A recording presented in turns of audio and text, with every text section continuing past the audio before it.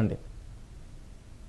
నమస్కారం sir. Right, నిరుద్యోగుల కోసం మేము పోరాడుతుంటే ఆ నిరుద్యోగులకు సంబంధించి ఎవరైతే డిఎస్సి బాధిత నిరుద్యోగులు అంటున్నారో అసలు ఆ నిరుద్యోగులు ఎక్కడా అని మీరు ప్రశ్నించడం, బాధితుల గొంతు నొక్కేయడం కాదా అంటూ కూడా వైసీపీ వాళ్ళు ప్రశ్నిస్తున్నారు.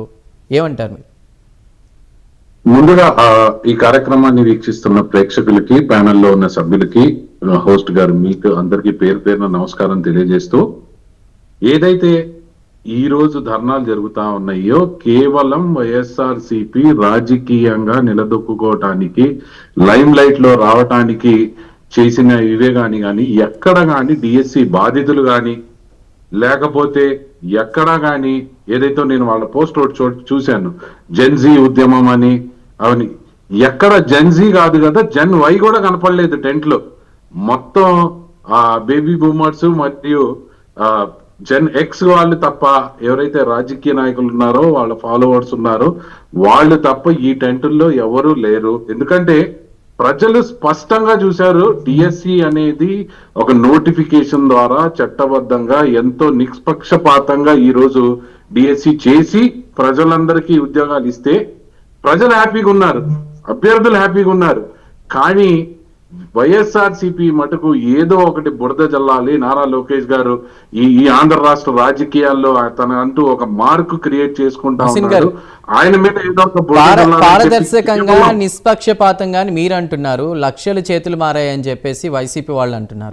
ఏది నిజం చూపిమ్మనండి. నేను చెప్తున్నా ఒకటే, వాళ్ళకున్న అభ్యంతరాలు ఏంటంటే హారిజంటల్ రిజర్వేషన్ ని తీసుకొచ్చి గతంలో జగన్మోహన్ రెడ్డి గారు కూర్చోబెట్టి మాట్లాడిన ఆ 11 మంది కానీ ఎవరైతే వాళ్ళ గురించి చెప్పుకున్నారో అది హారిజంటల్ రిజర్వేషన్ మీద 2023లో జగన్మోహన్ రెడ్డి గారు ఇచ్చిన జీవో నంబర్ 77 హారిజంటల్ రిజర్వేషన్ మీదే ఈ రోజు కూడా నియామకాలు జరిగినాయి. ఆ రోజు ఆయన డిఎస్సి కోసమే ఇచ్చారు. అదే ఎందుకంటే ఇప్పుడు గవర్నమెంట్ లో ఉన్నాం, మళ్ళీ ఆ కోర్టులో ఆ చిక్కుముళ్ళన్నీ ఉంటాయని చెప్పి పాత హారిజంటల్ ఆ జీవోని బట్టి ఈ రోజు రిజర్వేషన్లు పెట్టి ఇచ్చాం. మేము చేసిన తప్పంటే అసలు ఆ తప్పును మొదలు పెట్టింది ఆయన కదా. దాన్ని యాక్ట్ చేసి దాన్ని తీసుకొచ్చి ఆంధ్ర రాష్ట్రంలో ఆ జీవోని తీసుకొచ్చి డిఎస్సికి లింక్ చేసింది ఎవరండి? 2023లో జగన్మోహన్ రెడ్డి గారు కాదా? ఆ రోజు 6000 పోస్టులు వదిలి ఈ జీవోని బట్టి మేము ఇస్తామని చెప్పి హారిజంటల్ రిజర్వేషన్ అని చెప్పేసి తీసుకొచ్చింది జగన్మోహన్ రెడ్డి గారు. ఈ రోజు అనేక కోర్టుల్లో చిక్కుముళ్ళు ఉండటం వల్ల దాన్ని కూడా పాటిస్తూ హారిజంటల్ రిజర్వేషన్ మీద ఈ రోజు నియామకాలు ఇచ్చాం. రెండోది వాళ్ళు మాట్లాడుతున్నారు స్పోర్ట్స్ కోటా మీద. స్పోర్ట్స్ కోటా ఒకసారి చూసుకుంటే గతంలో కూడా ఏదైతే వీళ్ళ నియామకాలు ఉన్నాయో గ్రామ సచివాలయాల్లో అక్కడ ఇక్కడ చేసిన ఇంటర్ స్కూల్ కాంపిటీషన్ కూడా ఇచ్చేశారు వీళ్ళు స్పోర్ట్స్ కోటా కింద. కానీ ఈ రోజు కేవలం ఒలింపిక్స్ కి ఇండియాకి రిప్రజెంట్ చేసిన వాళ్ళని మాత్రమే కన్సిడర్ చేసి, అలాగే స్పోర్ట్స్ డిపార్ట్మెంట్ నుంచి ఆ రిక్రూట్మెంట్ చేశాం. ఎక్కడ అవకతవకలు లేకుండా స్పోర్ట్స్ డిపార్ట్మెంట్ ని వాళ్ళ యొక్క సర్టిఫికేట్స్ ని వెరిఫై చేసి ఎవరైతే ఇప్పుడు నేషనల్ ఆడినోడు ఫేక్ సర్టిఫికేట్ పెట్టలేడు కదా సార్.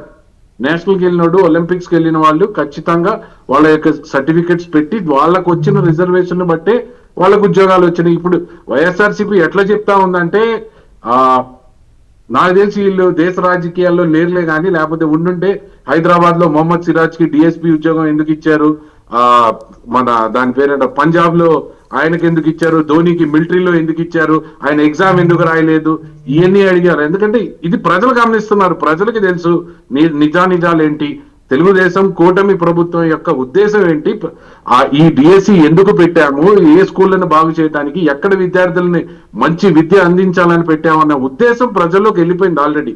గతంలో నాడు నేడు అని చెప్పి మేము 100 చేసేస్తున్నాం అని చెప్పి ఆ రోజు చిక్కీల మీద ఫోటోలు వేశారు, గుడ్ల మీద ఫోటో వేసుకున్నారు, బెల్ట్ మీద ఫోటో, బ్యాగ్ మీద ఫోటో వేసుకొని పబ్లిసిటీ చేసుకున్నారు. ఈ రోజు నారా లోకేష్ గారు విద్యాశాఖ మంత్రి అయిన తర్వాత ఏం చేశారండి? స్కూళ్ళల్లో, గవర్నమెంట్ స్కూళ్ళల్లో చదివి డిస్ట్రిక్ట్ ర్యాంక్స్ కానీ మండల్ ర్యాంక్స్ కానీ వచ్చిన పిల్లలందరినీ నారాయణ కార్పొరేట్ సంస్థలతో సమానంగా వాళ్ళ పేపర్ యాడ్లు వేయడం జరిగింది. కాబట్టి వీళ్ళ ఫోటో, పెత్తనందారుల ఫోటో తీసేసి ఈ పేద విద్యార్థుల ఫోటోలు ఎప్పుడైతే విద్యాశాఖ వాళ్ళు పెడుతున్నారో అది తెలుసుకొని దాని మీద కుట్ర పన్ని మరి ఈ రోజు వైఎస్ఆర్సీపీ ఈ కుతంత్రం అంతా చేస్తా ఉంది. ఒకసారి చూసుకుంటే ఒక్క జెన్సీ ఫోటో చూపించమనండి, ఒక్క జెన్సీ ఫోటో అక్కడ ఉన్నట్టు చూపించమనండి.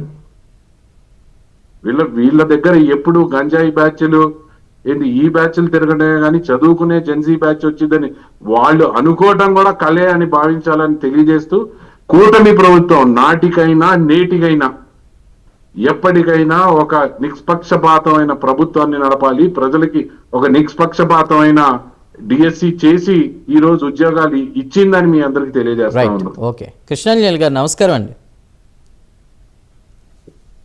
నమస్తే అండి, ప్యానల్ మెంబర్స్ కూడా నమస్కారం.